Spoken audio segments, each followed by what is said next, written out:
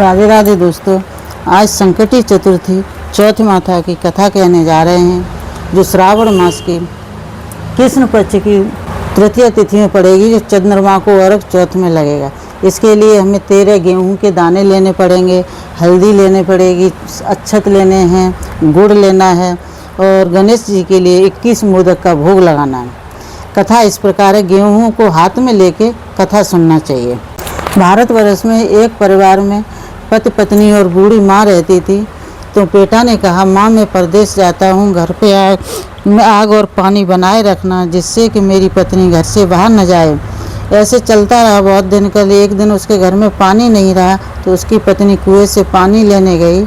वहाँ पर कुछ महिलाएं गणेश चतुर्थी की कथा सुन रही थीं। वो भी बैठ के सुनने लगी और जब कथा समाप्त हुई तो पूछने लगी, बहन ये किसकी कथा पढ़ रही थी? तो वो महिलाएं बोली, आज संकटी चतुर्थी गणेश चतुर्थी है, इसकी कथा सुन रहे हैं। इस टाइम कुछ बोलते नहीं हैं, सिर्फ कथा सुन के हाथ में 13 गेहूं के दाने लेकर बैठ के कथा सुनते हैं। तो बहू बोली, ए बहन मुझे भी बताओ ये कैसे होता है? तो वो महिलाएं बोली, 30 दिन पे 3 दिन आते हैं, तब गणेश चतुर्थी संकटी चतुर्थी का व्रत होता है और उसमें सुबह को संकल्प लेके नहा धोकर पूजा पाठ करके बैठ जाते हैं। शाम को जब चंद्रमा उदय होता है तब अर्घ देकर भोजन करते हैं।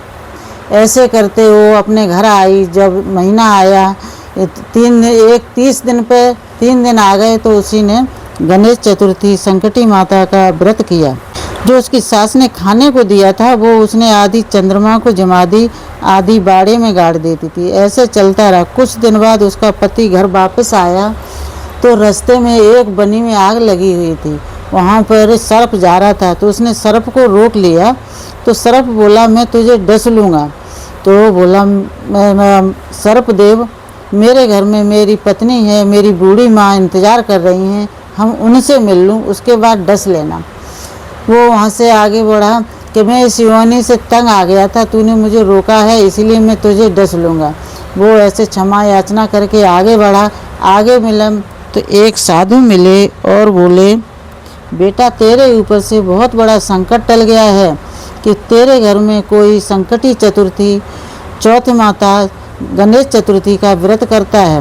वो बोला, बाबा मेरे घर में कोई नहीं व्रत करता, मेरी बूढ़ी माँ है और मेरी पत्नी घर से बाहर नहीं जाती है। वो वहाँ से अनमने मन से घर पे आया और अपनी बूढ़ी माँ की चारपाई पे आके बैठ गया और पूछने लगा, माँ अपने घर में चौथ माता संकटा माता का व्रत कौन करता है? तो वो माँ बोली, बेटा अपने घर में कोई नहीं करता। पत्नी बोली, मैं करती हूँ। सास बोली, अरे झूठी, मैं तो तुझे 3 बार खाने को देती थी। बहू बोली, जो आप खाने को देती वो आधी चंद्रमा को जमाती, आधी बाड़े में गाड़ देती थी। इस प्रकार वो बाड़े की गड़ी रोटियां खोदने लगे। खोदते खोदते शाम हो गई। वहाँ हीरा जवाहरात निकलने लगे। शाम हो गई तो उसने अपने पति का बिस्तर छत पे लगाया और एक सीढ़ी पर दूध रखा, एक पे फूल रखे और तीसरी सीढ़ी पे एक बिस्तर और लगा दिया। रात हुई, सर्पदेव आए। रात में उसने दूध पिया, फूल सूंघे, बिस्तर पे जाके लेट गया, वहीं पर प्राण त्याग दिए।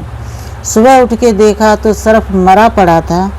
बहू अफसोस करने लगी तो सास ने बोला, मुझे विश्वास दिलाने की ज़रूरत नहीं है, मेरा बेटा सही सलामत घर पर वापस आ गया, वही हमारे लिए बहुत है। जैसे चौथ माता उस बुढ़िया की और उस पत्नी की लाज रखी है, वैसे ही चौथ माता सबकी रखे। बोलो गणेश भगवान की जय, चौथ माता की जय। ऐसे संकटी चतुर्थी का व्रत करते हैं। जो महीना के बाहर जाने वाले सही सलामत घर वापस आते हैं, रोग दोष से मुक्ति मिलती है, सभी मनोकामना पूर्ण होती है। और ये गेहूं के दाने अपने पल्लू में बांध के शाम को अर्घ देने के टाइम चंद्रमा को अर्घ देकर प्रार्थना करते हैं। ऐसे पूर्ण होता है।